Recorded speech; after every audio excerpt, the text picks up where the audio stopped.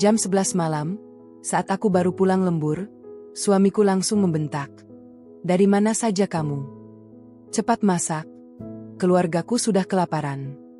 Sebuah tamparan keras mendarat di wajahku. Namun, 15 menit kemudian, dia dan seluruh keluarganya histeris hingga pingsan saat melihat apa yang tersaji di meja makan. Karena di balik tudung saji itu, bukan makanan yang mereka temukan, melainkan. Yuk, absen dulu di kolom komentar. Sobat kisah berasal dari kota mana saja? Jangan lupa tekan like dan subscribe, ya. Dukungan kalian sangat berarti agar channel ini terus berkembang dan bisa menyajikan cerita yang lebih seru. Terima kasih. Namaku Amalia. Setiap kali aku melangkah melewati pintu depan rumah ini, aku selalu merasa seperti seorang penyelam yang baru saja kehabisan oksigen di kedalaman samudera. Dingin, gelap, dan menyesakkan. Jam di dinding ruang tamu sudah menunjukkan pukul 11 malam lewat 30 menit. Angka yang seharusnya menandakan waktu untuk beristirahat, justru menjadi awal dari peperangan mental yang melelahkan bagiku. Aku baru saja pulang dari kantor setelah menyelesaikan laporan audit yang menumpuk. Namun kaki yang pegal dan mata yang berat seolah tidak memiliki hak untuk mengeluh di kedalaman istana yang aku bangun dengan keringatku sendiri, tapi dikuasai oleh orang lain. Lampu ruang tengah menyala temaram, memberikan bayangan panjang yang tampak mengancam. Aku meletakkan tas kerja di atas sofa dengan gerakan sepelan mungkin, berharap tidak membangunkan raksasa yang sedang tidur. Namun, harapanku pupus saat mendengar suara langkah kaki berat dari arah kamar utama. Indra muncul dengan kaos dalam yang kusut dan wajah yang ditekuk masam. Tidak ada sapaan hangat, tidak ada pertanyaan apakah aku sudah makan atau bagaimana hariku berjalan. Yang ada hanyalah tatapan menghakimi yang membuat bulu kuduku meremang. Dia berdiri tepat di depanku, menghalangi jalan menuju kamar mandi. Aroma rokok dan keringat menguar dari tubuhnya, memenuhi rongga hidungku yang sudah sensitif karena kelelahan. Aku mencoba tersenyum tipis, sebuah upaya sia-sia untuk mencairkan suasana yang sudah membeku sejak beberapa bulan terakhir. Namun, Indra justru mendengus kasar. Dia menunjuk ke arah dapur dengan jarinya yang kasar, sebuah gerakan yang lebih mirip perintah kepada pesuruh daripada kepada seorang istri. "Baru pulang sekarang? Kamu pikir rumah ini hotel yang bisa kamu datangi sesuka hati hanya untuk menumpang tidur?" Suaranya rendah namun penuh dengan nada mengancam. Aku menarik napas panjang, mencoba menahan emosi yang mulai bergejolak di dada. Aku menjelaskan dengan suara setenang mungkin bahwa ada pekerjaan mendesak di kantor. Sebuah tanggung jawab yang juga menjadi sumber utama asap dapur rumah ini tetap mengepul. Bukannya mengerti, Indra justru tertawa mengejek. Baginya, karierku hanyalah gangguan bagi kenyamanan pribadinya. Dia kemudian mendekat, memperkecil jarak hingga aku bisa merasakan hembusan napasnya yang panas di keningku. Dengan nada yang lebih tinggi, dia mengatakan bahwa perutnya sudah keroncongan sejak tadi sore. "Ibu Widi, mertuaku yang tinggal bersama kami, juga belum makan karena menungguku pulang." Alasan yang terdengar sangat ironis, mengingat ada banyak bahan makanan di lemari es dan mereka berdua berada di rumah sepanjang hari tanpa kegiatan berarti. Indra menuntutku untuk segera ke dapur dan memasak sesuatu yang layak. Sekarang juga. Aku menatap tanganku yang gemetar karena kelelahan fisik yang luar biasa. Jemariku terasa kaku setelah seharian mengetik di depan layar komputer. Namun, di mata Indra, aku bukanlah manusia dengan batas kemampuan. Aku adalah mesin yang harus berfungsi sesuai dengan keinginannya. "Mas, aku benar-benar lelah. Bisakah kita pesan makanan saja lewat aplikasi?" pintaku dengan nada memohon. Jawaban yang kuterima adalah sebuah gebrakan keras pada meja kayu di samping kami. Suara dentuman itu menggema di seluruh ruangan, memecah kesunyian malam dengan cara yang sangat menyakitkan. Indra berteriak bahwa dia tidak ingin makanan sampah dari luar. Dia ingin masakan rumah, dan dia ingin aku yang menyiapkannya sebagai bentuk pengabdian. Di sudut mata, aku melihat bayangan Ibu Widi yang berdiri di ambang pintu kamarnya. Beliau hanya diam, menonton drama yang terjadi tanpa niat untuk menengahi. Tatapan matanya sulit diartikan, antara iba atau mungkin ketakutan yang sama besarnya denganku. Kehadirannya justru menambah beban di pundakku, seolah seluruh dunia sedang menuntut sesuatu dariku tanpa memberikan apapun sebagai imbalan. Akhirnya, Dengan sisa tenaga yang ada, aku mengangguk perlahan. Aku berjalan menuju dapur melewati tumpukan cucian kotor dan mainan keponakan Indra yang berserakan di lantai. Sebuah kekacauan yang seharusnya bisa mereka bereskan saat aku tidak ada. Setiap langkah menuju dapur terasa seperti berjalan di atas paku panas. Namun, saat jemariku menyentuh gagang pintu dapur yang dingin, sesuatu di dalam diriku mulai berubah. Rasa takut yang biasanya mendominasi mulai tergantikan oleh sebuah ketenangan yang dingin dan tajam. Aku menyalakan lampu dapur. Cahaya neon yang putih terang menyinari setiap sudut ruangan yang berantakan. Piring kotor menumpuk di wastafel. Sisa makanan yang mengering menempel di meja makan. Aku berdiri di sana selama beberapa saat, hanya menatap kompor gas yang diam membisu. Indra masih mengoceh di ruang tengah, memaki betapa lambatnya gerakanku. Dia tidak tahu bahwa di balik punggungku yang terlihat rapuh ini, aku sedang tidak menyusun daftar bumbu yang akan digunakan untuk memasak malam ini. Aku mulai membuka lemari penyimpanan, mengambil sebuah panci stainless steel yang masih bersih. Aku tidak mengisinya dengan air, tidak juga memasukkan potongan daging atau sayuran. Aku hanya meletakkannya di atas tungku dan memutar pemantik api hingga api biru menyala dengan gagah di bawah panci kosong itu. Suara logam yang mulai memanas terdengar samar. Sebuah melodi awal dari rencana yang sudah aku susun dengan sangat teliti selama berminggu-minggu di balik meja kantorku yang tenang. Inilah saatnya. Aku tidak akan lagi menjadi wanita yang hanya menerima sisa-sisa emosi dan tenaga. Jika rumah ini ingin menjadi medan perang, maka aku akan menjadi panglimanya. Sambil menunggu panci itu mengeluarkan aroma logam panas yang menyengat, aku mengambil ponselku dari saku celana. Dengan jari yang kini stabil, aku memeriksa beberapa aplikasi pemantau yang telah terpasang di sudut-sudut tersembunyi rumah ini. Semua kamera berfungsi dengan baik, siap merekam setiap inci kegilaan yang akan segera terjadi. Aku bisa mendengar Indra berjalan mendekat ke dapur, langkahnya terdengar semakin tidak sabar. Aku memunggungi pintu, membiarkan rambut panjangku menutupi wajah. Aku ingin dia melihatku sebagai sosok istri yang patuh namun lambat, sebuah umpan yang sempurna untuk memancing sifat aslinya yang paling buas. Di dalam hati, aku berjanji pada diriku sendiri bahwa ini adalah malam terakhir aku harus memasak di bawah tekanan makian. Setiap detik yang berlalu adalah langkah menuju kebebasan yang telah aku impikan sejak hari pertama dia mengangkat tangannya kepadaku. Mana makanannya? Kenapa baru menyalakan kompor? Bentak Indra saat dia mencapai ambang pintu dapur. Aku tidak menjawab. Aku hanya menatap panci yang mulai terlihat sedikit memerah karena panas yang ekstrim. Asap tipis mulai mengepul dari dasar panci yang kosong, membawa aroma hangus yang memenuhi ruangan. Ini adalah awal dari akhir bagi Indra, dan dia bahkan tidak menyadari bahwa dia baru saja melangkah masuk ke dalam jebakan yang paling mematikan dalam hidupnya. Tanganku yang tadi gemetar, kini mengepal dengan penuh keyakinan. Permainan baru saja dimulai. Asap tipis yang mulai membubung dari dasar panci stainless steel itu seolah menjadi tirai pembatas antara masa laluku yang menyedihkan dan masa depan yang sedang aku rancang. Aku tetap berdiri mematung, menatap api biru yang menjilat-jilat bagian bawah logam tersebut. Di belakangku, Indra mendengus kasar, langkah kakinya mendekat dengan hentakan yang menggetarkan lantai dapur yang mulai kusam.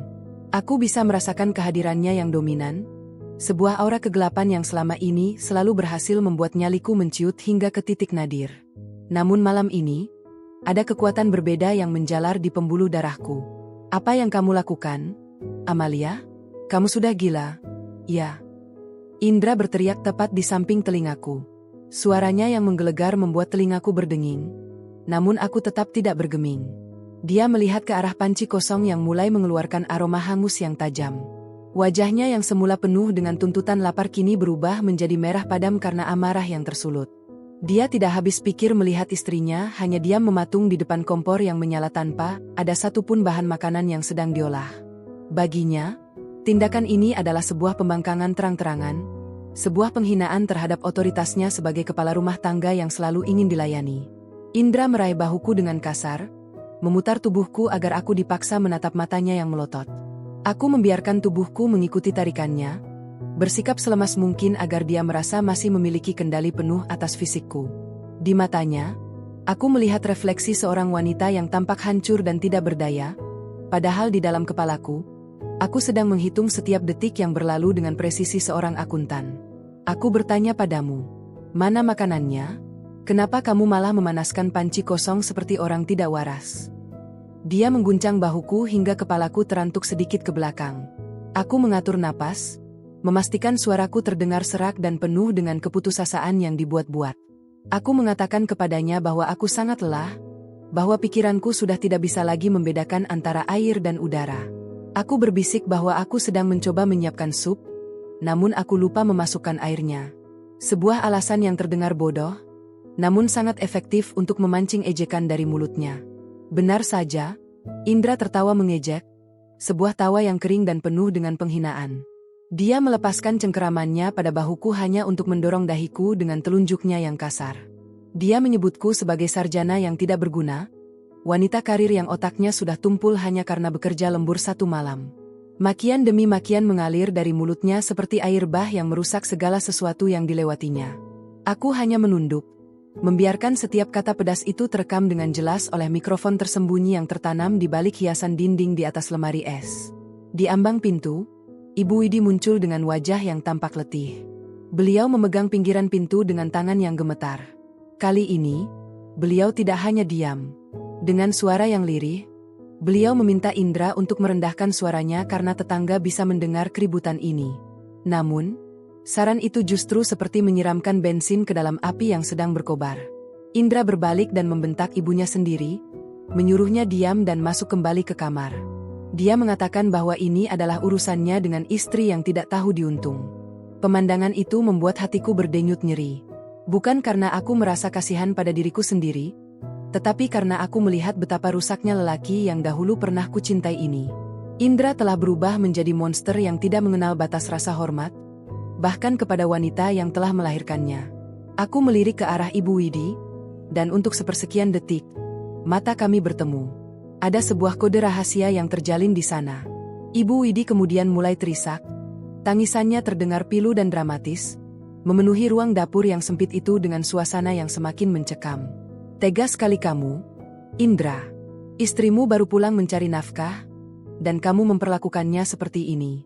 Ini benar-benar pembunuhan perlahan terhadap jiwanya, isak Ibu Widi sambil menutup wajahnya dengan ujung daster.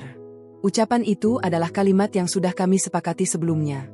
Kalimat yang dirancang untuk memicu ego Indra agar semakin meledak. Indra yang merasa dikeroyok secara verbal oleh dua wanita di rumah itu mulai kehilangan kendali atas akal sehatnya. Dia merasa harga dirinya sebagai lelaki sedang diinjak-injak oleh air mata dan keluhan. Indra berbalik kembali ke arahku, kali ini dengan tangan yang sudah mengepal kuat. Dia menunjuk-nunjuk wajahku, menyatakan bahwa semua drama ini adalah salahku. Dia menuduhku telah mencuci otak ibunya agar berbalik melawannya. Aku tetap diam, membiarkan asap dari panci kosong itu semakin menebal, menciptakan suasana yang seolah-olah rumah ini sedang berada di ambang kebakaran. Bau logam terbakar itu mulai menyengat paru-paru, namun aku justru menikmatinya. Aroma itu adalah aroma keberanian yang selama ini aku sembunyikan jauh di dalam lubuk hati. Keheningan yang mencekam kembali terjadi selama beberapa saat, hanya diiringi oleh isak tangis Ibu Widi yang kian menyayat hati. Indra berdiri di tengah dapur seperti banteng yang siap menyeruduk apapun yang ada di depannya. Matanya berkeliling, mencari objek untuk meluapkan amarahnya yang sudah mencapai ubun-ubun. Dia melihat tas kerjaku yang tadi aku bawa masuk ke dapur dan aku letakkan di atas meja makan. Tas kulit berwarna coklat tua itu adalah hadiah dari diriku sendiri atas keberhasilan proyek besar di kantor sebulan yang lalu. Sebuah barang yang sangat aku hargai. Indra menyambar tas itu dengan gerakan yang sangat cepat. Dia membukanya secara paksa, menarik keluar dompet, ponsel, dan beberapa dokumen penting hingga berserakan di lantai. Aku berteriak kecil, pura-pura terkejut dan mencoba meraih kembali barang-barangku. Namun, dia justru mendorongku hingga aku tersungkur di sudut dapur. Dia memaki, mengatakan bahwa aku lebih peduli pada barang-barang mewah ini daripada pada perut suamiku sendiri. Dia membuang tas itu ke arah wastafel yang penuh dengan air kotor dan sisa makanan, merusak kulitnya yang mahal dengan tumpahan minyak. Aku menangis, kali ini air mataku jatuh dengan sungguhan, meskipun bukan karena kesedihan atas tas itu. Aku menangis karena menyadari bahwa rencana ini sedang berjalan dengan sangat sempurna. Setiap tindakan kekerasan dan pengrusakan yang dilakukan Indra adalah paku terakhir untuk peti mati kebebasannya sendiri. Aku menatap barang-barangku yang berserakan dengan pandangan yang kosong, Sementara Indra terus mengoceh tentang betapa dia adalah penguasa di rumah ini. Dia tidak tahu bahwa tas yang baru saja dia rusak hanyalah salah satu dari sekian banyak umpan yang telah aku siapkan untuk menjebaknya dalam kehancuran yang total. Lantai dapur yang dingin terasa menusuk kulit kakiku, namun rasa sakit di hatiku jauh lebih tajam saat melihat Indra menginjak-injak dokumen kantorku dengan sepatu rumahnya yang kotor. Aku masih terduduk di sudut ruangan, memeluk lututku sendiri, memainkan peran sebagai istri yang hancur berkeping-keping. Indra tampak seperti orang kesurupan, napasnya memburu, dan matanya merah bukan karena kantuk, melainkan karena kebencian yang sudah mendarah daging. Dia mengambil ponselku yang tergeletak di lantai, lalu dengan penuh tenaga melemparnya ke arah meja makan hingga layarnya retak 1000. Kamu pikir dengan bekerja lembur kamu bisa menjadi bos di rumah ini? Hah? Teriaknya sambil menendang kaki meja. Suara dentuman kayu yang beradu dengan lantai keramik terdengar seperti guntur di telingaku. Aku hanya bisa terisak, menyembunyikan wajah di balik helai rambutku yang berantakan. Di balik sandiwara ini, aku sebenarnya sedang memastikan posisi tubuhku tetap terlihat jelas oleh kamera kecil yang tersembunyi di dalam wadah bumbu dapur. Setiap gerakan kasar Indra, setiap makian yang keluar dari mulutnya, semuanya sedang didokumentasikan dalam kualitas tinggi. Ibu Widi masih berdiri di sana, tangisannya kini berubah menjadi rintihan yang menyayat. Beliau mendekat, mencoba memegang lengan Indra, namun suamiku itu justru menepisnya dengan kasar hingga mertuaku itu terhuyung ke belakang. Indra, istighfar. Nak, dia ini istrimu, bukan musuhmu. Teriak Ibu Widi dengan suara bergetar. Keberpihakan Ibu Widi yang tiba-tiba ini adalah bagian dari kesepakatan rahasia kami seminggu yang lalu. Saat aku menunjukkan bukti bahwa Indra diam-diam menggunakan uang tabungan kesehatan ibunya untuk bermain judi daring. Melihat ibunya sendiri ikut campur, emosi Indra semakin tidak terkendali. Dia meraih panci stainless steel yang sudah mulai mengepulkan asap hitam dari atas kompor. Logam itu sudah sangat panas. Dengan menggunakan kain serbet yang kotor, dia mengangkat panci itu dan menghempaskannya ke dalam wastafel yang berisi air. Suara desisan uap yang menyengat memenuhi udara, menciptakan kabut putih sesaat di dapur kami. Bau logam yang terbakar bercampur dengan bau air cucian piring yang basi menciptakan aroma yang memuakkan. Namun Indra justru tertawa puas melihat kepulan asap itu. Lihat ini. Kamu bahkan tidak bisa menjaga panci tetap berisi air. Kamu wanita tidak berguna. Indra mulai membongkar lemari piring. Dia menarik keluar piring-piring keramik koleksiku. Satu persatu dilemparkannya ke lantai hingga pecah berantakan. Suara keramik yang hancur itu terdengar seperti musik di telingaku. Setiap kepingan yang hancur adalah 1 poin tambahan untuk tuntutan ganti rugi dan bukti ketidakstabilan mentalnya kelak. Aku berpura-pura memohon agar dia berhenti, merangkak sedikit mendekat hanya untuk kembali didorong oleh kakinya yang kuat. Di tengah kekacauan itu, aku melirik ke arah pintu dapur. Aku melihat bayangan diriku di pantulan pintu kaca lemari es yang masih utuh. Aku melihat seorang wanita yang tampak sangat menderita. Namun jika orang melihat lebih dekat ke dalam mataku, mereka akan menemukan kobaran api yang jauh lebih panas daripada kompor tadi. Aku sudah muak dengan tahun-tahun yang aku habiskan untuk bersabar, memberikan seluruh gajiku untuk cicilan rumah yang hanya atas namanya, dan membiarkan diriku direndahkan setiap kali dia merasa tidak percaya diri dengan kegagalannya sendiri di tempat kerja. Indra kini beralih ke arah rak sepatu yang berada tidak jauh dari dapur. Dia tahu bahwa aku mencintai koleksi sepatuku. Dengan gerakan penuh dendam, dia mengambil sepasang sepatu hak tinggi yang baru saja kubeli minggu lalu. Dia merobek kulitnya menggunakan pisau dapur yang dia ambil dari meja. Sepatu mahal ini tidak akan bisa membawamu lari dariku, Amalia. Kamu akan tetap di sini, menjadi pelayan di rumahku sampai kamu mati. Teriaknya dengan nada yang sangat mengerikan. Dia tidak tahu bahwa sepatu yang dia robek itu adalah produk imitasi yang sengaja aku letakkan di sana untuk dihancurkan. Ibu Widi berlutut di sampingku, memeluk bahuku sambil terus meratap. Tolong berhenti. Indra, kamu bisa membunuhnya kalau begini terus. Suara mertuaku itu sangat meyakinkan. Beliau memainkan perannya dengan sempurna sebagai saksi mata yang ketakutan. Aku meremas tangan Ibu Widi sebagai tanda terima kasih yang tersembunyi. Kami berdua sedang menggiring sang predator masuk ke dalam sangkar yang ia bangun sendiri. Indra merasa berada di puncak kekuasaan, merasa bahwa ketakutan kami adalah kemenangannya, padahal dia hanyalah pion yang sedang digerakkan menuju tepi papan catur. Suasana dapur kini sudah seperti medan perang. Pecahan keramik, dokumen yang basah, dan sepatu yang rusak berserakan di mana-mana. Indra berhenti sejenak, napasnya tersengal-sengal, menatap kehancuran yang dia buat dengan rasa bangga yang sakit. Dia merasa telah berhasil menghancurkan harga diriku, menghancurkan benda-benda yang dia pikir adalah sumber kekuatanku.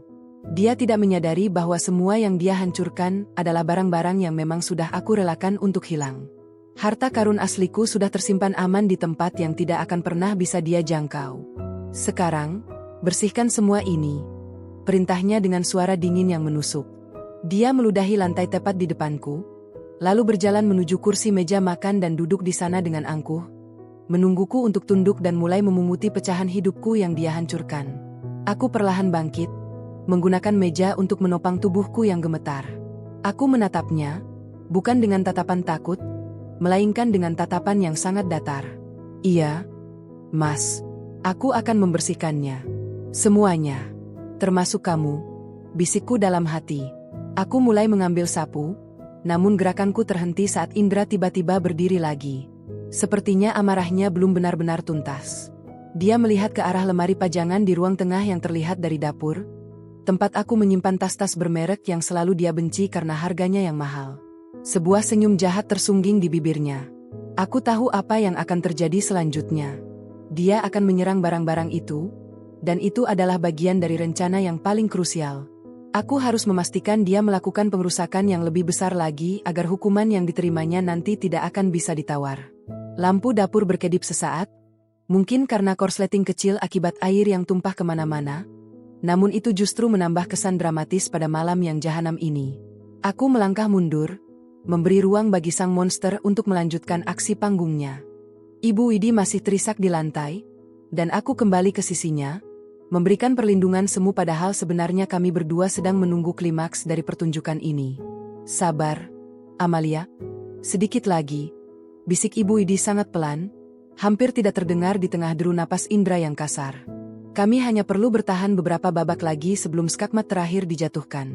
Indra melangkah menuju ruang tengah dengan seringai yang membuat wajahnya tampak seperti topeng monster di tengah kegelapan malam. Aku tetap diam, membiarkan tubuhku bersandar pada dinding dapur yang dingin, sementara Ibu Widi terus meratap di lantai, memegang dadanya seolah-olah sedang mengalami sesak napas yang hebat. Suara langkah kaki Indra yang berat beradu dengan lantai kayu, menciptakan dentuman yang memicu detak jantungku menjadi lebih cepat. Ini bukan lagi sekadar pertengkaran rumah tangga. Ini adalah awal dari keruntuhan sebuah topeng yang telah kami kenakan selama bertahun-tahun. Kamu bangga dengan semua sampah bermerek ini, kan?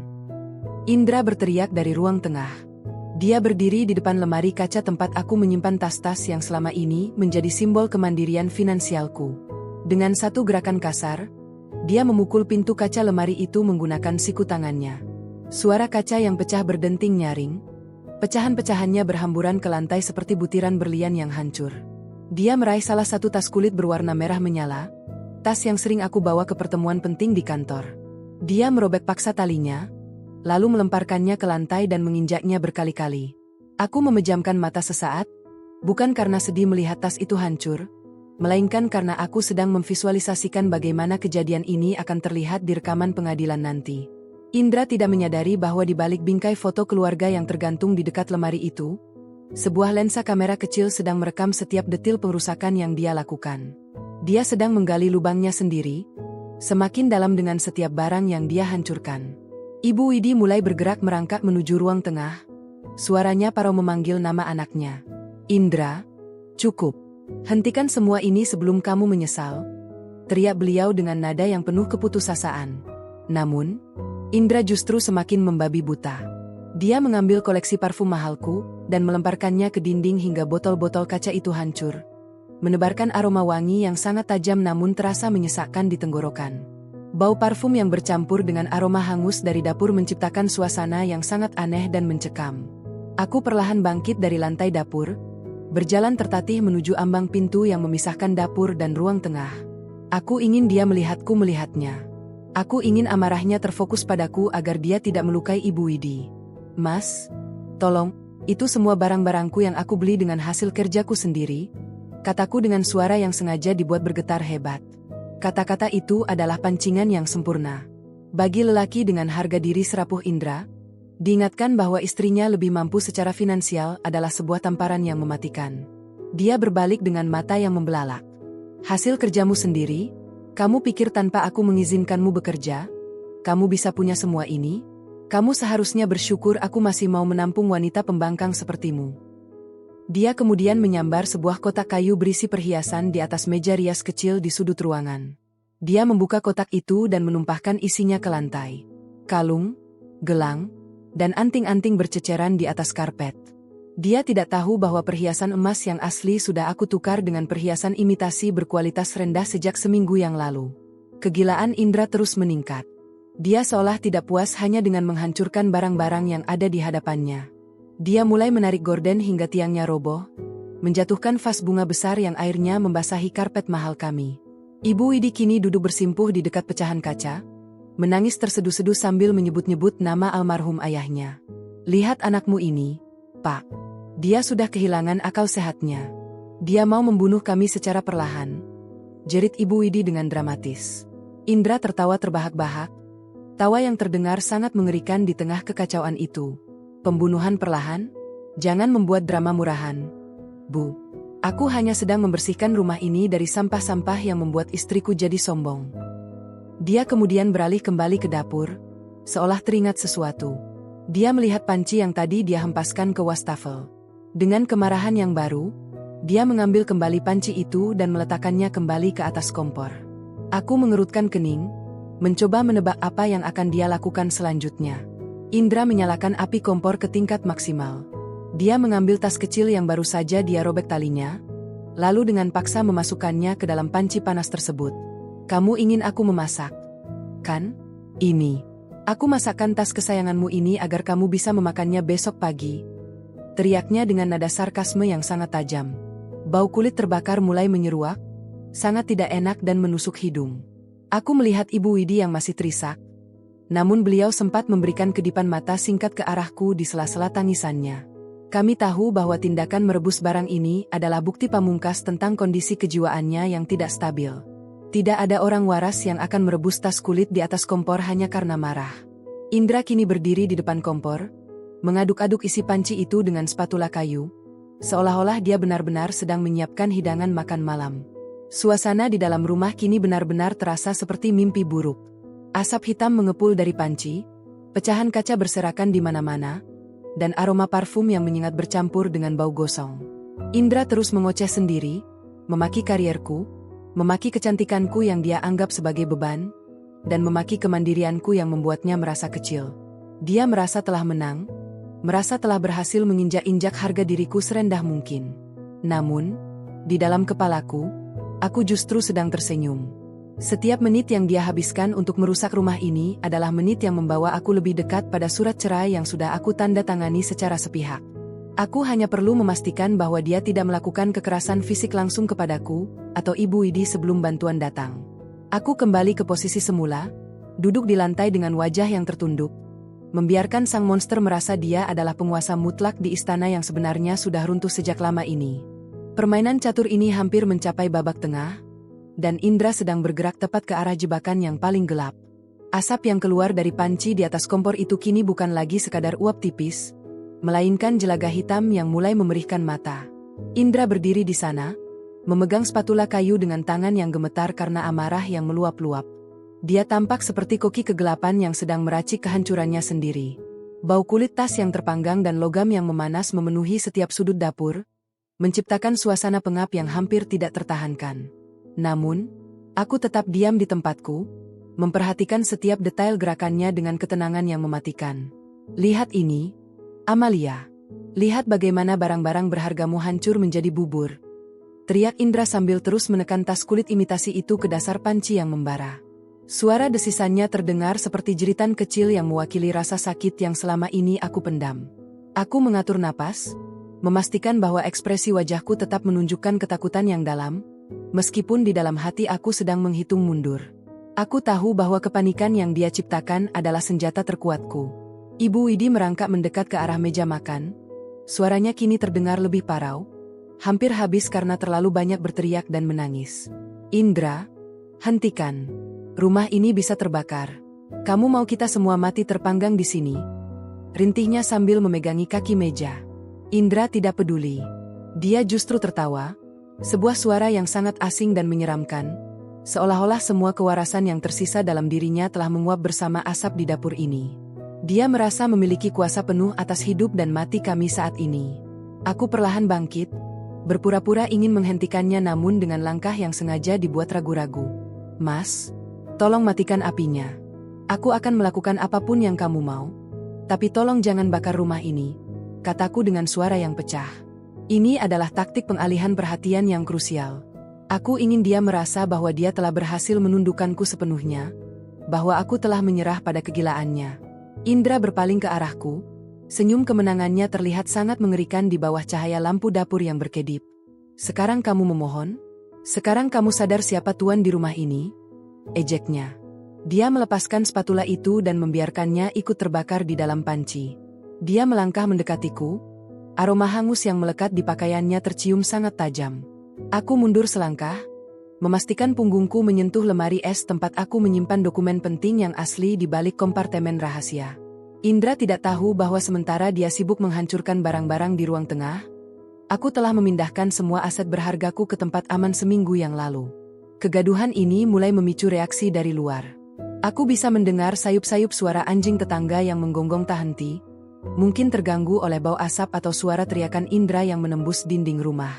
Namun, Indra seolah hidup dalam dunianya sendiri.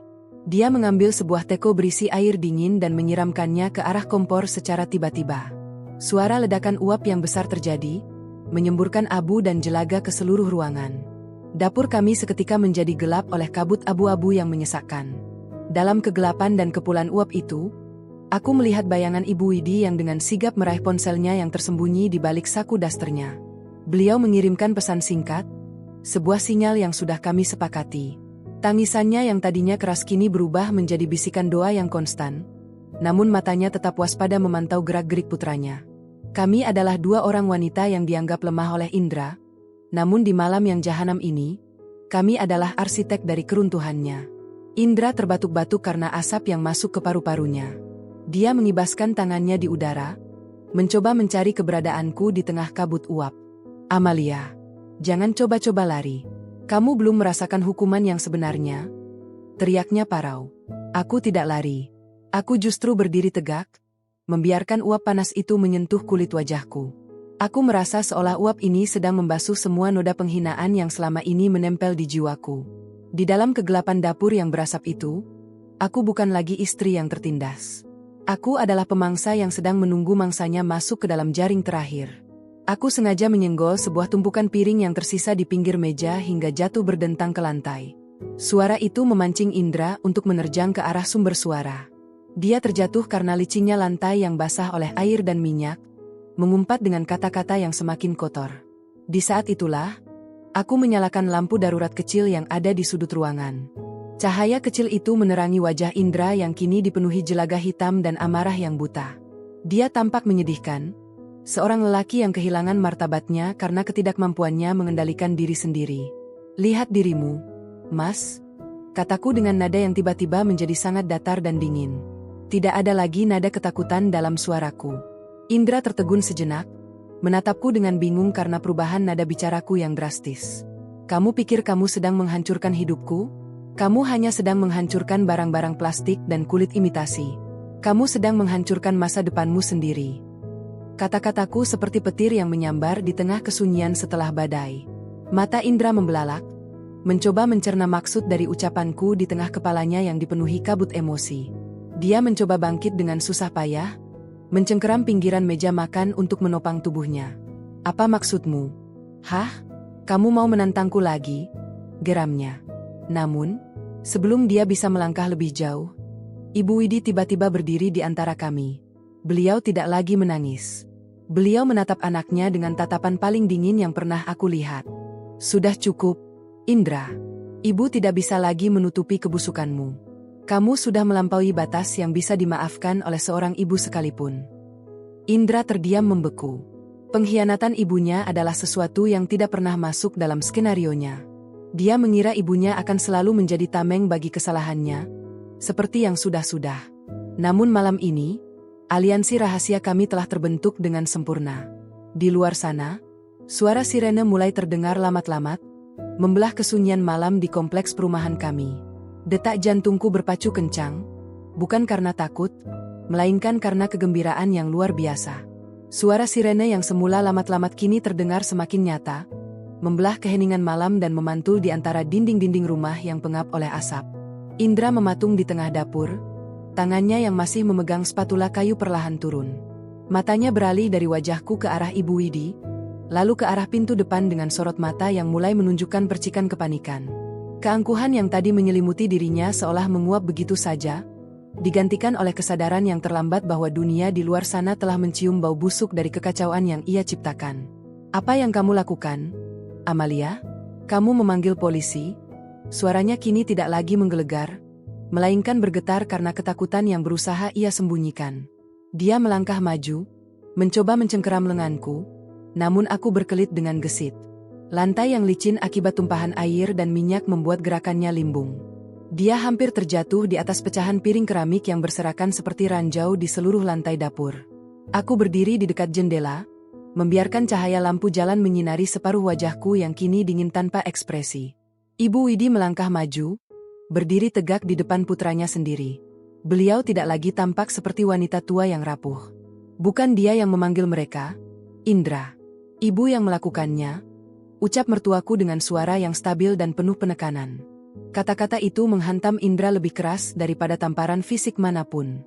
Dia terhuyung mundur, menatap ibunya dengan tatapan tidak percaya, seolah-olah dunia baru saja terbalik di bawah kakinya. Pengkhianatan dari orang yang selama ini selalu memanjakannya adalah puncak dari segala konflik malam ini. Kemarahan Indra yang sempat mereda sesaat karena terkejut, tiba-tiba meledak kembali dengan intensitas yang lebih mengerikan. "Kalian berdua bekerja sama? Kalian berani menjebakku di rumahku sendiri?" teriaknya dengan urat leher yang menegang. Dia menyambar sebuah kursi kayu dari meja makan dan mengangkatnya tinggi-tinggi. Matanya beralih padaku, penuh dengan api dendam yang membara. Dia tidak lagi peduli pada suara sirene di luar. Dalam pikirannya, dia harus menghancurkan sumber rasa malunya sebelum semuanya berakhir. Aku tidak berteriak. Aku hanya menatapnya dengan pandangan yang tajam, seolah menantangnya untuk melakukan tindakan terakhir yang akan mengunci pintu penjara baginya. "Lakukan, Indra. Hancurkan kursi itu, atau hancurkan aku. Setiap gerakanmu terekam, setiap makianmu tersimpan. Kamu tidak sedang menghancurkan barang-barangku, kamu sedang menghancurkan satu-satunya kesempatanmu untuk tetap bebas," kataku dengan nada yang sangat rendah namun mematikan. Kalimat itu seolah menjadi penahan gerakannya. Kursi itu masih tertahan di udara, sementara napas Indra memburu seperti binatang yang terpojok. Di tengah ketegangan yang memuncak itu, bau hangus dari tas kulit di atas kompor semakin menyengat. Panci yang tadi disiram air kini kembali memanas karena api kompor yang belum sempat dimatikan sepenuhnya. Kepulan asap hitam mulai memenuhi langit-langit dapur, memicu alarm asap di lorong rumah untuk berbunyi dengan suara melengking yang memekakkan telinga. Suara alarm itu menambah suasana kacau, seolah-olah rumah ini sendiri sedang berteriak meminta pertolongan atas segala kekerasan yang telah terjadi selama bertahun-tahun di dalam dindingnya. Indra menjatuhkan kursi itu ke lantai dengan dentuman keras, lalu beralih ke arah kompor. Dia mencoba mematikan apinya, namun tangannya yang gemetar justru menyenggol panci panas itu hingga terjatuh. Cairan hitam lengket sisa rebusan tas dan plastik tumpah ke lantai, mengeluarkan asap beracun yang membuat kami semua terbatuk-batuk. Dalam kekacauan pandangan karena asap dan suara alarm, Indra mencoba menerobos ke arah ruang tengah, berniat melarikan diri melalui pintu belakang. Namun, Ibu Widi dengan berani menghalangi jalannya, merentangkan tangan dengan sisa-sisa tenaga yang beliau miliki. "Jangan lari, Indra. Hadapi apa yang sudah kamu perbuat," teriak Ibu Widi di tengah batuknya. Indra mendorong ibunya hingga terjatuh ke sofa, sebuah tindakan kasar yang terekam jelas oleh kamera di balik bingkai foto. Aku berlari menghampiri Ibu Widi, memastikan beliau tidak terluka parah. Saat itulah, pintu depan rumah digedor dengan sangat keras. Suara perintah tegas untuk membuka pintu terdengar dari luar, diikuti oleh cahaya lampu senter yang masuk melalui celah-celah jendela yang pecah. Indra membeku di tengah ruang tamu yang sudah hancur berantakan. Dia melihat ke sekelilingnya, tas-tas mahal yang robek, parfum yang tumpah, perhiasan imitasi yang berserakan, dan dokumen-dokumen yang hancur. Dia melihat ibunya yang menangis di pelukanku, dan dia melihatku yang menatapnya dengan senyum tipis kemenangan. Dia baru menyadari bahwa dia bukan lagi penguasa di sini. Dia hanyalah seorang pria kecil yang terjebak dalam labirin kehancuran yang ia bangun dengan tangannya sendiri. Ini belum berakhir. Amalia, aku akan menuntutmu kembali, teriaknya putus asa saat pintu depan akhirnya didobrak terbuka.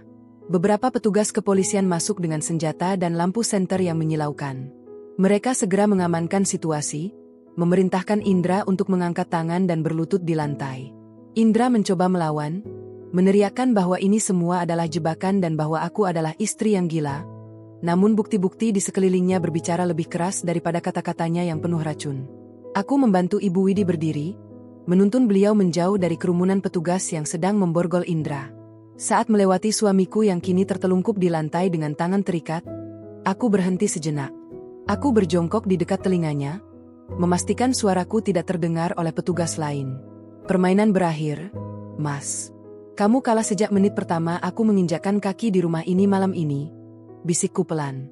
Aku bisa merasakan tubuhnya menegang, sebuah getaran kekalahan yang sangat memuaskan untuk dirasakan setelah bertahun-tahun penindasan.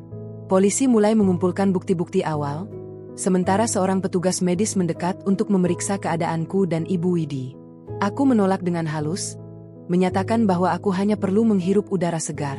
Aku berjalan menuju pintu depan, meninggalkan aroma hangus dan kenangan pahit yang memenuhi rumah itu.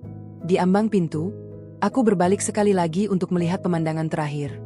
Indra yang digelandang keluar, wajahnya yang penuh jelaga kini tampak pucat pasi di bawah lampu biru merah mobil polisi. Malam yang tadinya penuh dengan teriakan kini berubah menjadi simfoni sirene yang berdengung konsisten di depan rumah. Petugas kepolisian bergerak sigap di dalam ruang tamu, mengambil foto setiap sudut kehancuran yang telah diciptakan Indra.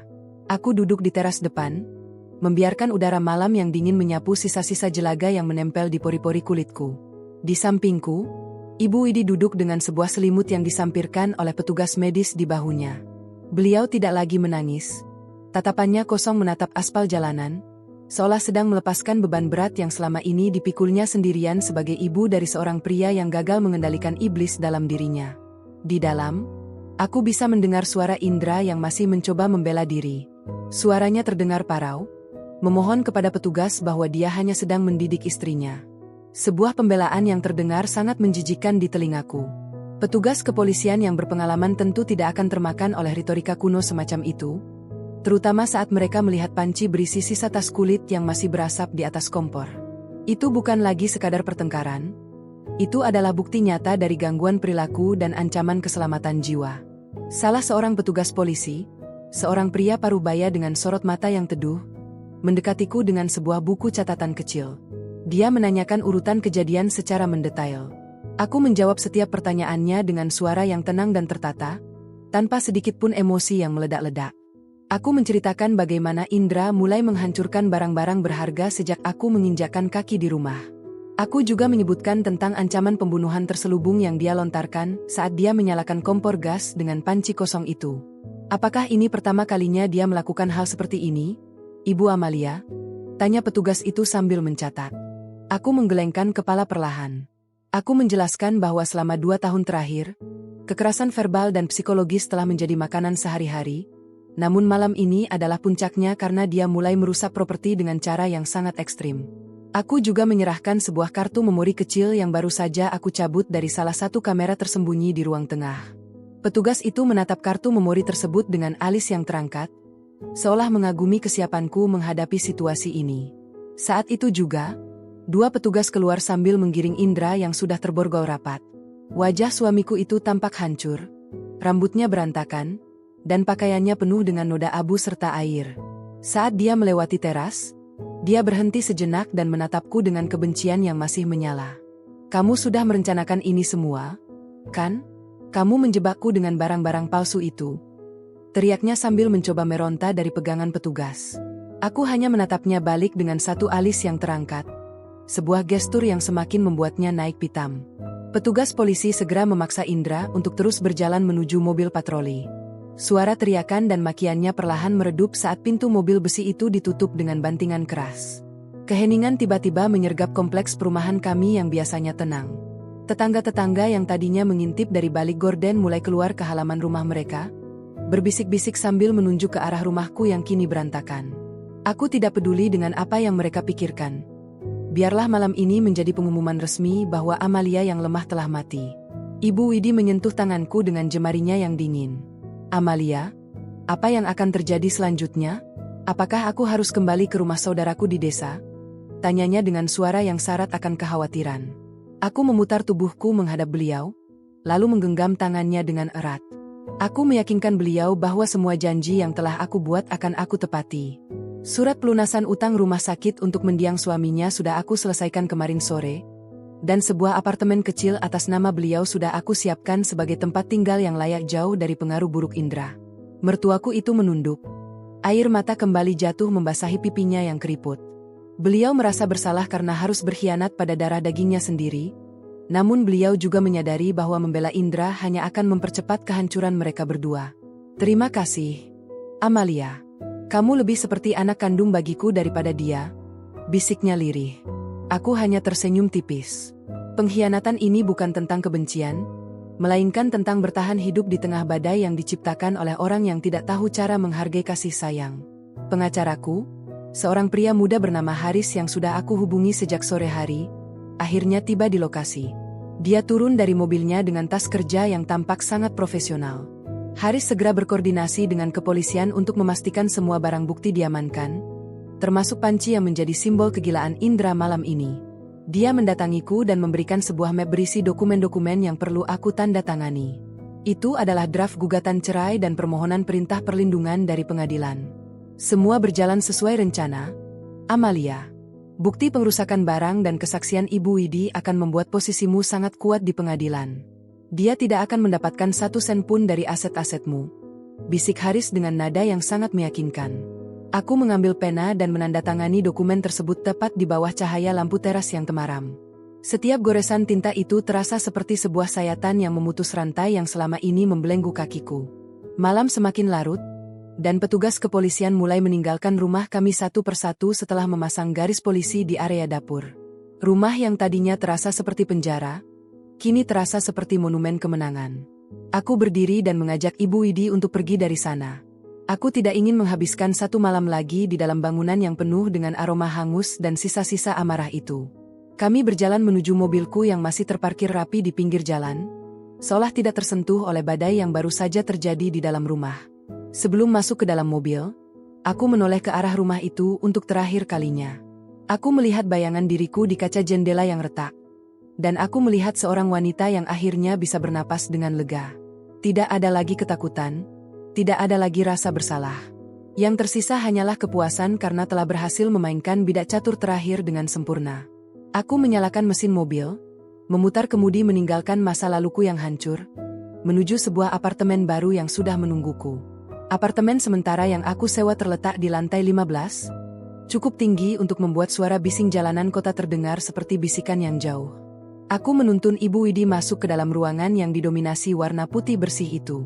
Berbeda jauh dengan rumah yang baru saja kami tinggalkan, di sini tidak ada aroma hangus, tidak ada pecahan kaca, dan yang paling penting, tidak ada aura ancaman yang mengintai di setiap sudut. Aku membiarkan mertuaku beristirahat di kamar tamu yang sudah kusiapkan dengan spray berbahan katun lembut, sementara aku memilih untuk duduk di balkon, menatap lampu-lampu kota yang berkelap-kelip. Pikiranku kembali melayang pada kejadian di dapur tadi. Bayangan Indra yang mengamuk dan merebus tas imitasi itu terasa seperti potongan adegan dari film horor yang buruk. Namun, itu adalah kenyataan yang harus aku lalui untuk mendapatkan validasi hukum yang mutlak. Aku mengambil ponsel cadangan yang aku simpan di dalam tas kerja, lalu membuka aplikasi penyimpanan awan. Di sana, semua rekaman video dari 4 kamera tersembunyi sudah terunggah dengan sempurna. Aku menonton kembali detik-detik saat Indra mendorong ibunya sendiri. Itu adalah bukti yang paling mematikan bagi karir dan reputasi sosialnya. Ponselku bergetar. Sebuah pesan dari Haris masuk. Dia mengabarkan bahwa Indra saat ini sedang berada di sel tahanan sementara dan menolak untuk memberikan keterangan apapun selain makian. Haris juga mengingatkan bahwa besok pagi kami harus segera mendaftarkan laporan pengerusakan barang secara resmi ke kepolisian sektor.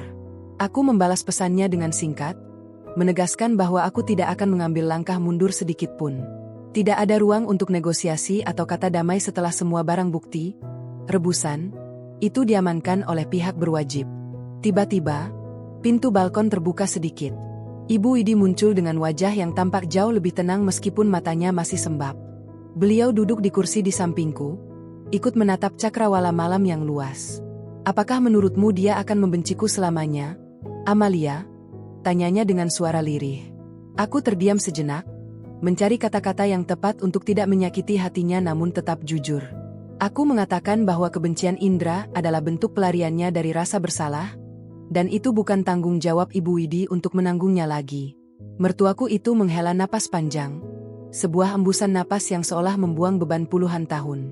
Beliau bercerita bahwa selama ini beliau diam karena merasa gagal mendidik Indra, merasa bahwa temperamen buruk anaknya adalah cerminan dari kesalahannya di masa lalu. Namun, melihatku berjuang sendirian untuk mempertahankan martabat, beliau menyadari bahwa diam adalah bentuk kejahatan yang lain. Kerja sama kami bukan sekadar tentang menjebak Indra, melainkan tentang menebus waktu yang hilang bagi Ibu Widi, untuk berani berkata tidak pada kezaliman anaknya sendiri. Malam semakin larut saat kami berdua akhirnya memutuskan untuk mencoba memejamkan mata. Namun, bagi saya, kantuk seolah enggan datang. Adrenalin yang dipicu oleh konflik di babak tengah tadi masih menyisakan getaran halus di ujung jemariku. Aku membuka laptop dan mulai menyusun daftar inventarisasi kerusakan yang lebih mendalam. Aku mencatat setiap detail, tas merah merek terkenal, imitasi, sepatu hak tinggi, imitasi, parfum, botol bekas yang diisi air berwarna, hingga piring-piring keramik murah yang aku beli khusus untuk dihancurkan malam ini. Semua ini adalah bagian dari taktik inventarisasi kerusakan yang aku rancang sejak sebulan lalu. Dengan membiarkan Indra menghancurkan barang-barang yang tampak mahal namun sebenarnya tidak bernilai, aku berhasil memancing keluar sifat destruktifnya tanpa harus kehilangan aset asliku yang sebenarnya. Uang asuransi yang akan cair dari klaim pengerusakan ini nantinya justru akan menambah pundi-pundi tabunganku untuk membangun hidup baru. Indra mengira dia sedang menghancurkan jantung pertahananku, padahal dia hanya sedang menghancurkan bayang-bayang yang sengaja aku ciptakan. Aku teringat saat seminggu yang lalu aku memindahkan perhiasan emas asli peninggalan ibuku dan sertifikat rumah ke dalam brankas deposito di bank. Proses itu aku lakukan dengan sangat rahasia, bahkan tanpa sepengetahuan Ibu Widi pada awalnya. Aku harus memastikan bahwa jika rencana ini gagal dan Indra bertindak lebih nekat, aku masih memiliki modal untuk melarikan diri sejauh mungkin. Tapi malam ini membuktikan bahwa persiapanku tidak sia-sia.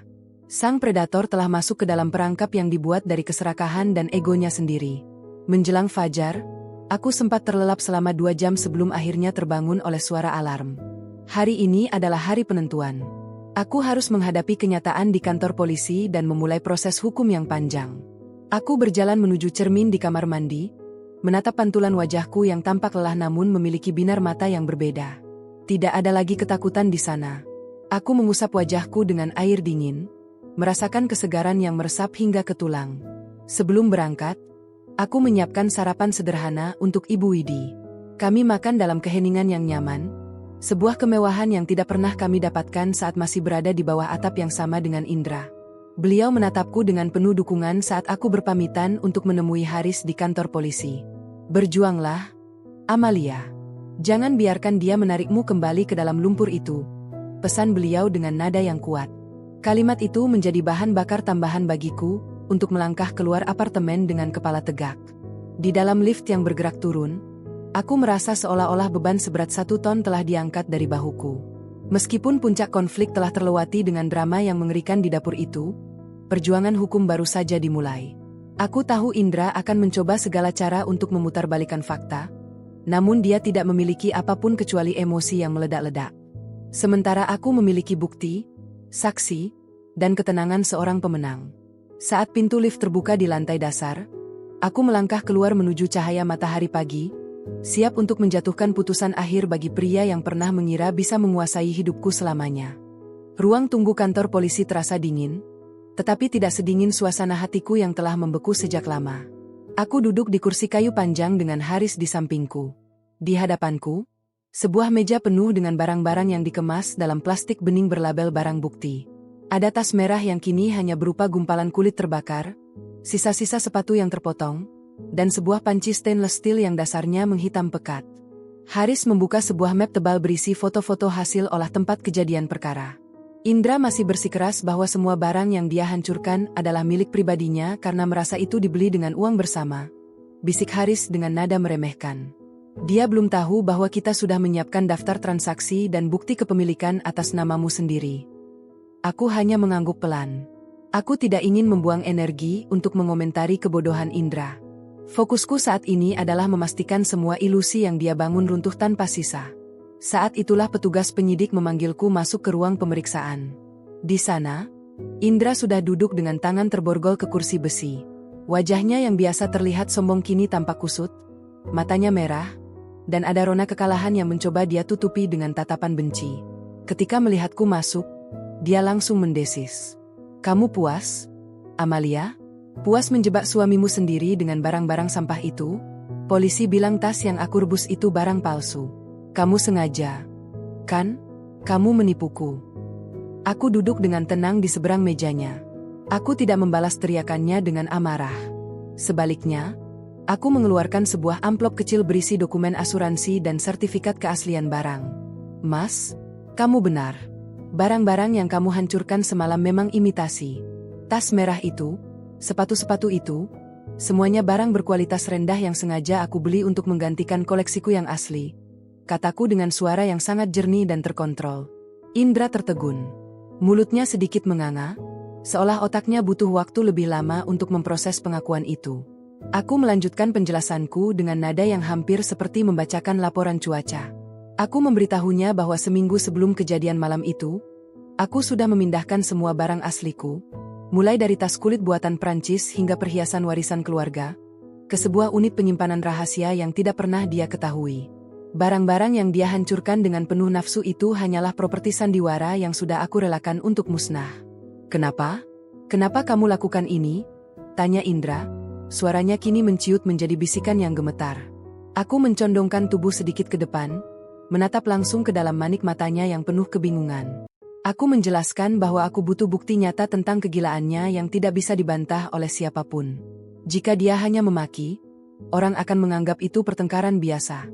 Namun, ketika dia menghancurkan barang yang tampak bernilai ratusan juta rupiah dan merebusnya dalam sebuah delusi kekuasaan, dia memberikan bukti bahwa dia adalah ancaman nyata bagi keselamatan publik dan dirinya sendiri. Haris kemudian menyela dengan menunjukkan dokumen klaim asuransi. "Klien saya sudah mendaftarkan asuransi untuk seluruh isi rumah, termasuk barang-barang yang Anda anggap berharga itu. Dengan laporan polisi ini, pihak asuransi akan mengganti seluruh kerugian nominal barang-barang tersebut sesuai dengan harga barang asli yang tertera dalam polis. Jadi, secara teknis, Anda baru saja membiayai apartemen baru Amalia dengan amarah Anda sendiri." Indra mencoba bangkit, namun borgolnya berdentang keras menahan gerakannya. Dia tampak sangat menyedihkan. Dia baru menyadari bahwa dia bukan hanya kehilangan istri dan rumahnya, tetapi dia telah menjadi alat dalam rencana finansial dan legal yang aku susun. Semua barang imitasi itu adalah umpan yang dia sambar dengan penuh keserakahan.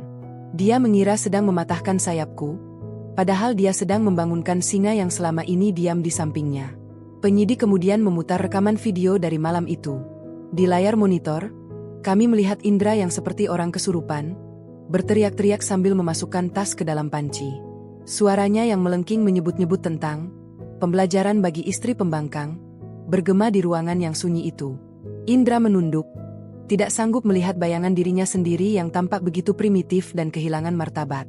Kebenaran yang pahit akhirnya meresap ke dalam kesadarannya. Dia bukan lagi korban dari sebuah jebakan, melainkan pelaku utama dalam tragedi yang dia tulis sendiri. Setelah pemeriksaan selesai, aku berjalan keluar dari ruangan itu tanpa menoleh lagi ke belakang. Haris memberitahuku bahwa dengan bukti video dan pengakuan dari Ibu Widi, kemungkinan besar Indra akan menghadapi tuntutan berlapis. Bukan hanya kekerasan domestik, tetapi juga pengerusakan barang dengan sengaja dan gangguan ketertiban. Aku merasa sebuah beban besar telah terangkat dari pundakku. Ilusi harta benda yang selama ini menjadi alat Indra untuk menekanku kini telah berbalik menjadi belenggu baginya. Aku kembali ke apartemen sementara tempat Ibu Widi menungguku. Aku melihat beliau sedang duduk di dekat jendela, memandangi tanaman kecil yang baru aku beli pagi tadi. Keheningan di ruangan ini terasa sangat mahal dan berharga.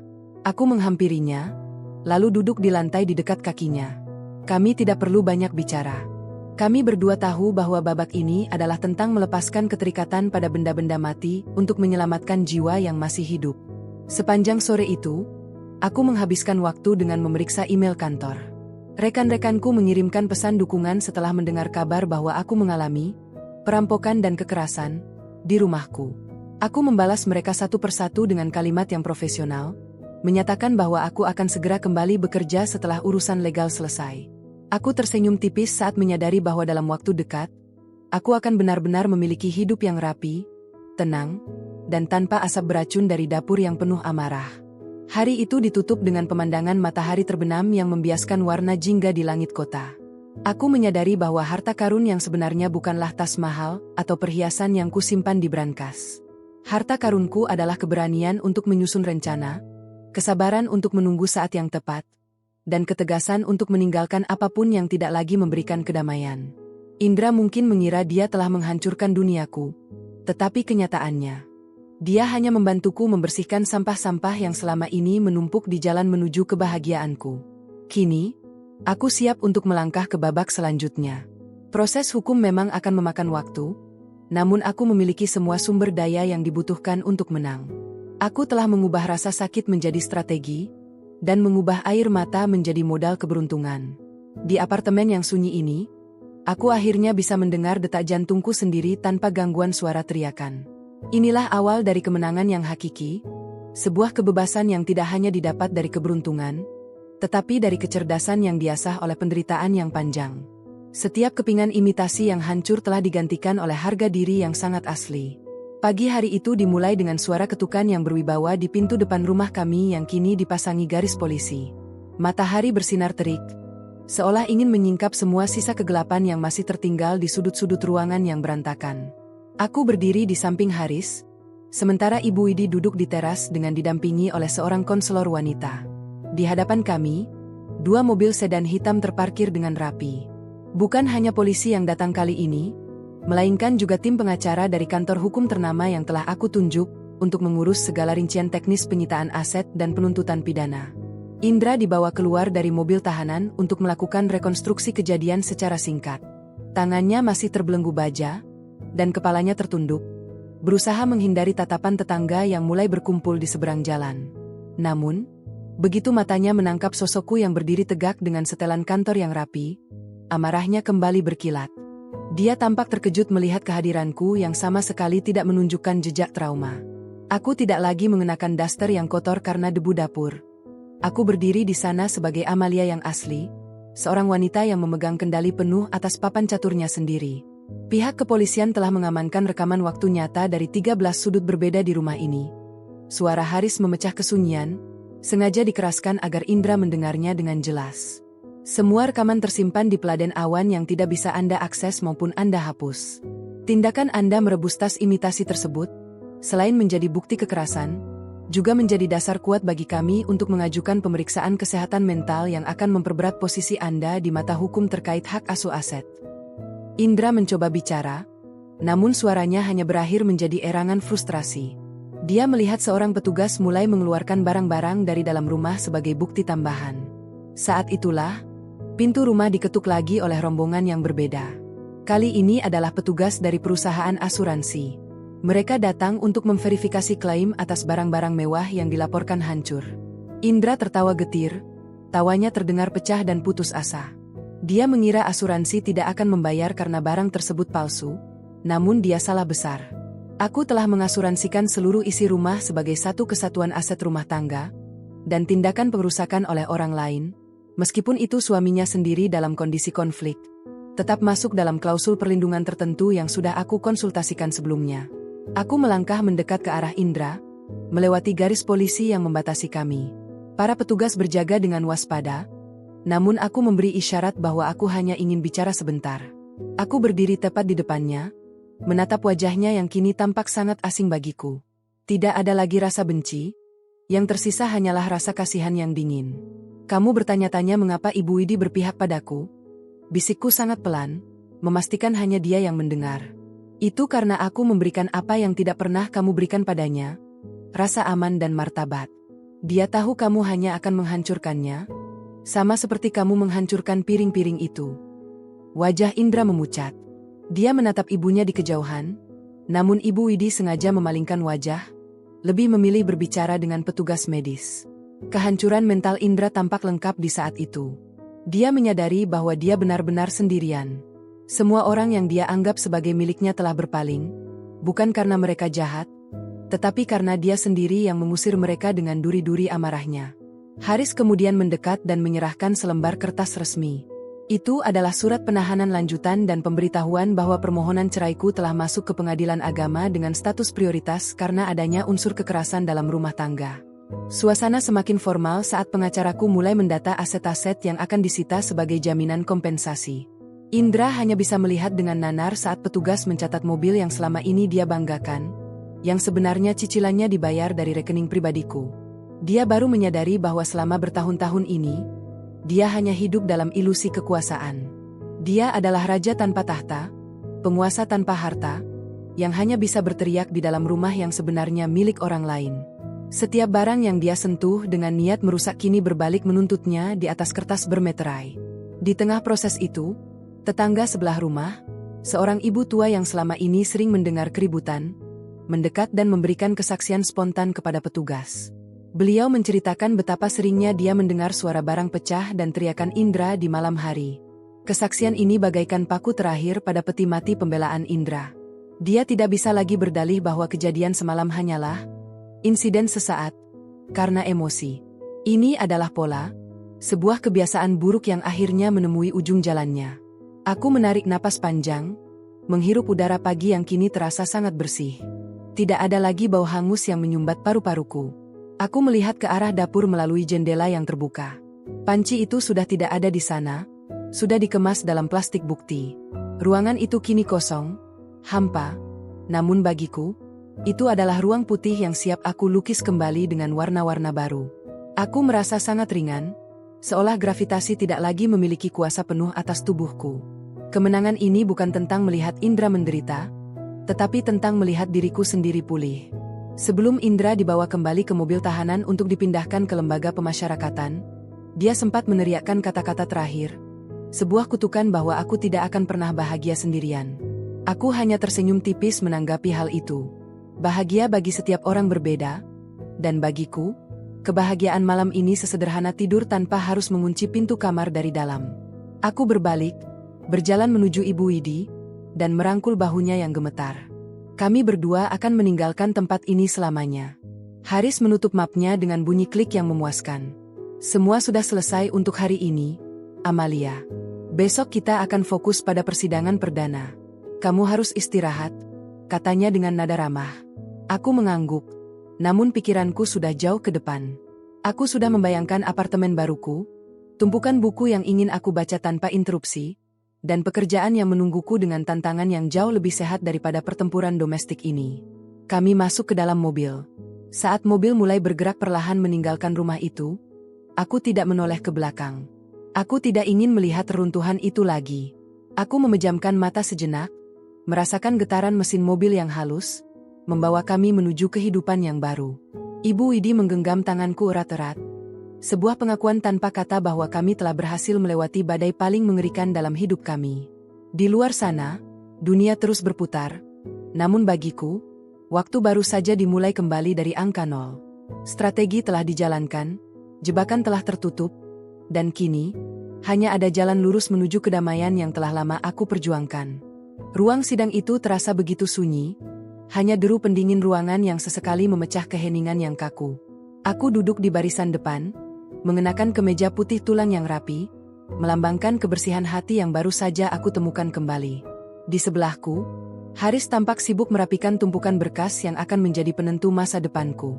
Hari ini adalah sidang pembuktian, saat di mana semua topeng Indra akan dikuliti satu persatu di depan majelis hakim. Aku tidak menoleh sedikit pun saat petugas membawa Indra masuk ke dalam ruangan. Dari sudut mataku, aku bisa melihatnya mengenakan rompi tahanan berwarna oranye. Sebuah warna yang sangat kontras dengan keangkuhan yang biasa ia tunjukkan. Hakim ketua mulai membacakan agenda persidangan. Suaranya yang berat dan berwibawa memenuhi ruangan, menciptakan atmosfer yang memaksa siapapun untuk bicara jujur. Saat giliran Haris berbicara, ia tidak langsung menyodorkan bukti fisik. Ia memulai dengan memutar rekaman video yang diambil dari kamera tersembunyi di dapur. Di layar besar yang disediakan di ruang sidang, adegan malam jahanam itu terulang kembali. Semua orang di ruangan itu menyaksikan bagaimana Indra berteriak, menghancurkan piring, dan dengan tatapan mata yang gelap, merebus tas kulit di atas kompor yang membara. Suara isakan terdengar dari kursi saksi. Ibu Widi duduk di sana, menyeka air matanya dengan sapu tangan yang sudah basah kuyup. Saat hakim memintanya memberikan kesaksian, suara beliau bergetar namun tetap teguh. Beliau menceritakan segalanya, bukan hanya tentang malam itu, tetapi tentang tahun-tahun penuh tekanan yang aku alami. Beliau mengakui bahwa selama ini beliau diam karena rasa malu, namun tindakan Indra yang mencoba membunuh secara perlahan, mental istrinya adalah batas yang tidak bisa lagi beliau toleransi. Beliau menegaskan bahwa Amalia telah menjadi malaikat penolong bagi kesehatannya, sementara anak kandungnya sendiri justru menjadi parasit yang menghisap kebahagiaan mereka. Indra mencoba menyanggah. Ia berteriak bahwa video itu adalah manipulasi dan bahwa aku adalah istri yang licik. Namun, hakim dengan tegas mengetuk palu, memerintahkannya untuk tetap tenang atau akan dikeluarkan dari persidangan. Haris kemudian mengeluarkan senjata. Berikutnya, laporan dari perusahaan asuransi dan bukti transaksi pembelian barang imitasi. Haris menjelaskan dengan sangat detail bagaimana Indra telah terjebak dalam delusi kekuasaannya sendiri, hingga tidak mampu membedakan antara barang asli dan tiruan.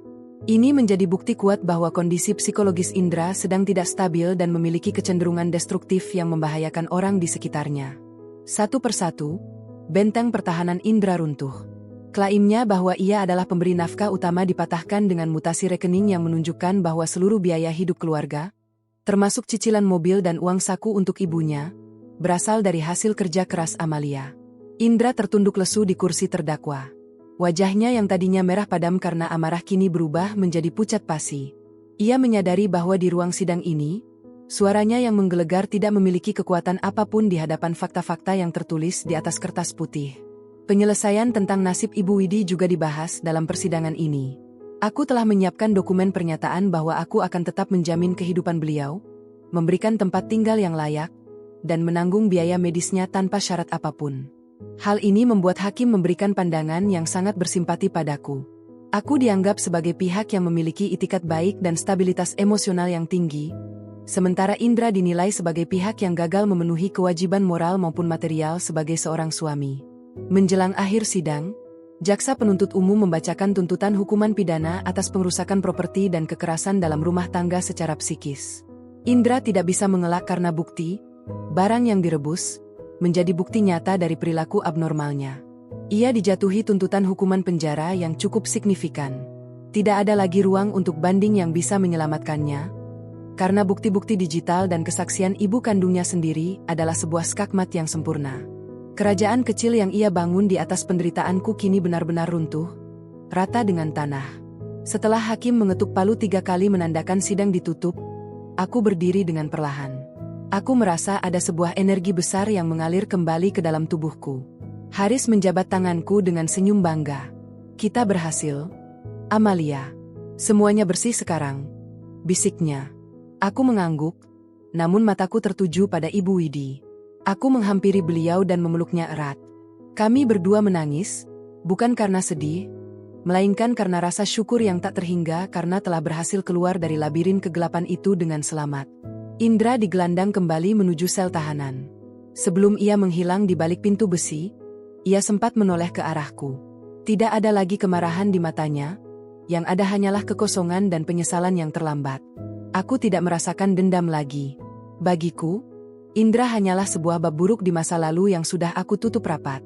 Aku sudah memaafkan diriku sendiri karena pernah bertahan terlalu lama dalam toksisitas itu, dan kini aku siap untuk menulis bab baru yang jauh lebih indah. Kami berjalan keluar dari gedung pengadilan. Sinar matahari siang itu terasa begitu hangat di kulitku, seolah-olah semesta sedang menyambut kemenanganku. Aku melihat mobil jemputan sudah menunggu di depan. Ibu Widi akan aku antar ke rumah barunya yang tenang di pinggiran kota, tempat beliau bisa menghabiskan masa tua tanpa ketakutan. Sedangkan aku akan kembali ke kantorku untuk menyelesaikan urusan yang sempat tertunda, lalu pulang ke apartemen baruku yang hanya berisi kedamaian dan kebersihan. Setiap langkah yang aku ambil di atas aspal gedung pengadilan itu terasa sangat ringan. Aku sudah tidak perlu lagi berpura-pura menjadi istri yang tertindas. Aku sudah tidak perlu lagi menyusun rencana rahasia di balik asap dapur. Semua strategi telah selesai dijalankan dengan hasil yang lebih dari sempurna. Aku telah mendapatkan kembali namaku, hartaku, dan yang paling penting, kendali atas hidupku sendiri. Kebebasan ini bukan diberikan oleh siapapun, melainkan aku rebut kembali dengan kecerdasan dan keberanian yang aku asah dalam diam. Sore itu, saat aku duduk di dalam mobil, aku membuka laptopku sejenak. Aku melihat email dari bagian sumber daya manusia di kantorku yang menyetujui cuti singkatku untuk pemulihan. Aku tersenyum tipis. Dunia ternyata tetap berjalan dengan baik meskipun aku baru saja melewati badai yang hebat. Aku mematikan laptop, menyandarkan kepala di kursi mobil, dan memejamkan mata. Untuk pertama kalinya dalam bertahun-tahun, aku benar-benar bisa tersenyum dengan tulus. Skakmat ini bukan hanya akhir dari permainan Indra, tetapi juga awal dari kebangkitanku sebagai wanita yang berdaulat atas dirinya sendiri. Segala lelah dan air mata kini telah terbayar lunas dengan ketenangan yang tak ternilai harganya. Apartemen baruku terletak di lantai 20, sebuah ketinggian yang cukup untuk menjauhkan diri dari hiruk-pikuk suara klakson dan polusi kota yang menyesakkan. Sore ini, cahaya matahari terbenam menyusup masuk melalui jendela kaca besar di ruang tengah, menyirami lantai kayu yang bersih dengan warna keemasan yang hangat. Tidak ada lagi piring pecah yang berserakan, tidak ada lagi aroma hangus dari panci yang terbakar, dan yang paling melegakan, tidak ada lagi bayangan ancaman yang mengintai di balik pintu. Apartemen ini adalah kanvas putihku yang baru, tempat di mana setiap hembusan napas tidak lagi terasa seperti beban yang menghimpit dada. Aku duduk di sofa minimalis berwarna abu-abu, memegang sebuah cangkir porselen berisi teh melati yang uapnya menari-nari di udara. Keheningan di sini terasa begitu mewah, sebuah jenis kesunyian yang selama bertahun-tahun aku anggap sebagai kemustahilan. Aku menyesap teh itu perlahan, membiarkan kehangatannya meresap ke dalam tubuhku, menenangkan sisa-sisa ketegangan yang mungkin masih terselip di otot-otot bahuku. Pikiranku melayang sejenak pada surat pengunduran diri yang baru saja aku kirimkan secara elektronik pagi tadi. Bukan pengunduran diri dari pekerjaan profesional yang aku cintai, melainkan pengunduran diri mutlak dari peran istri yang tertindas, yang selama ini membelenggu jiwaku. Laptop di atas meja kerja kecil di sudut ruangan masih menyala, menampilkan layar kosong yang siap diisi dengan rencana-rencana baru. Hari ini, pengacaraku menelepon untuk mengabarkan bahwa putusan cerai sudah inkrah dan hukuman bagi Indra telah ditetapkan secara resmi. Indra akan menghabiskan waktu yang cukup lama di balik jeruji besi untuk merenungi kegilaannya, sementara seluruh klaim asuransi atas pengrusakan properti telah cair sepenuhnya ke rekening pribadiku. Uang itu, ditambah dengan tabungan yang selama ini aku sembunyikan dengan rapi, telah memberikan fondasi yang sangat kokoh bagi masa depanku dan Ibu Widi. Bicara tentang Ibu Widi, aku tersenyum mengingat percakapan kami melalui telepon beberapa jam yang lalu. Beliau sekarang tinggal di sebuah paviliun kecil yang asri di dekat rumah saudaranya, sebuah tempat yang aku sewakan secara jangka panjang untuknya. Beliau terdengar jauh lebih sehat. Suaranya tidak lagi gemetar dan ia mulai kembali menekuni hobinya merajut. Kami sepakat bahwa menjauh dari Indra adalah cara terbaik untuk mencintai diri sendiri. Ibu Widi telah memilih pihak yang benar, bukan karena ia membenci anaknya, tetapi karena ia mencintai kebenaran dan menghargai nyawa yang masih tersisa. Aku meletakkan cangkir teh di atas meja, lalu berjalan menuju balkon. Angin sore yang sejuk menyapa wajahku, membawa aroma hujan yang mungkin akan turun sebentar lagi. Dari ketinggian ini, orang-orang di bawah sana tampak seperti titik-titik kecil yang sibuk dengan urusan mereka masing-masing. Aku menyadari betapa luasnya dunia ini dan betapa kerdilnya masalah yang sempat membuatku merasa ingin menyerah. Indra mengira dengan menghancurkan barang-barangku, dia bisa menghancurkan identitasku. Dia tidak pernah mengerti bahwa kekuatan seorang wanita tidak terletak pada tas mewah atau perhiasan emas, melainkan pada ketajaman logika dan ketabahan hati yang ditempa dalam api penderitaan. Strategi, skakmat, yang aku jalankan telah berakhir dengan sempurna. Aku telah membuktikan bahwa kecerdasan jauh lebih mematikan daripada otot dan teriakan. Setiap langkah yang aku ambil, mulai dari menukar barang asli dengan imitasi, memasang kamera tersembunyi, hingga menggalang dukungan dari mertuaku sendiri, adalah bagian dari simfoni kebebasan yang aku gubah dengan penuh kesabaran. Aku tidak lagi merasa perlu membuktikan apapun kepada siapapun. Keberhasilanku berdiri di sini, bernapas dengan lega tanpa ketakutan, adalah pengakuan paling otentik yang pernah aku dapatkan dalam hidup. Aku kembali masuk ke dalam dan duduk di depan laptop. Jari jemariku mulai menari di atas papan ketik. Bukan untuk menyusun strategi perang atau daftar kerusakan, melainkan untuk menulis jurnal harian tentang kedamaian. Aku menulis tentang bagaimana rasanya bangun di pagi hari tanpa harus mendengarkan makian. Aku menulis tentang betapa indahnya memasak untuk diri sendiri dengan perasaan sukacita, tanpa tekanan untuk memuaskan ego orang lain yang tak pernah kenyang. Tulisan-tulisan ini nantinya akan menjadi pengingat bagiku, dan mungkin bagi wanita lain di luar sana, bahwa selalu ada jalan keluar bagi mereka yang berani merancang kunci penjara mereka sendiri. Matahari kini telah tenggelam sepenuhnya, digantikan oleh hamparan lampu kota yang berpijar seperti hamparan permata. Aku menyalakan lampu meja yang cahayanya lembut, menciptakan suasana yang sangat nyaman untuk merenung. Tidak ada lagi rasa bersalah yang menghantuiku. Aku telah melakukan apa yang perlu dilakukan untuk menyelamatkan nyawaku dan martabatku. Jika keadilan menuntut pengorbanan berupa kehancuran orang yang berniat jahat, maka biarlah itu terjadi sebagai hukum sebab akibat yang adil. Aku menutup laptopku dengan bunyi klik yang mantap. Malam ini, aku akan tidur lebih awal. Tidak akan ada lagi mimpi buruk tentang kepulan asap hitam di dapur, atau suara kaca yang pecah di tengah malam. Kasur di kamar utamaku terasa begitu empuk dan bersih, menyambutku dengan pelukan yang tulus. Sebelum mematikan lampu terakhir, aku menatap bayangan diriku di cermin besar di lorong. Aku melihat seorang wanita yang matanya tidak lagi sayu, bibirnya tidak lagi kaku, dan bahunya tegak dengan penuh keyakinan. Amalia yang baru telah lahir dari abu kehancuran masa lalunya. Aku mematikan lampu utama. Kegelapan di apartemen ini tidak lagi terasa mengancam, melainkan seperti selimut yang menenangkan. Aku berjalan menuju tempat tidur dengan langkah yang ringan, seringan kapas yang terbang terbawa angin. Di dalam hatiku, aku tahu bahwa hari esok akan membawa tantangan yang berbeda, namun aku tidak lagi takut. Aku telah memiliki perlengkapan yang paling lengkap untuk menghadapi hidup. Keberanian untuk berdiri sendiri dan kebijaksanaan untuk menjaga kedamaian batin. Di detik-detik sebelum aku terlelap, aku membisikkan sebuah kata kecil kepada diriku sendiri. Terima kasih. Terima kasih karena tidak menyerah. Terima kasih karena telah berani melawan. Dan terima kasih karena telah memilih untuk bahagia. Cerita kelam itu telah benar-benar berakhir. Dan bab tentang kebebasan sejati baru saja dimulai. Di luar sana, bulan sabit bersinar dengan tenang, mengawasi tidurku yang kini nyenyak dan tanpa beban. Semua telah tuntas. Strategi telah selesai. Skakmat.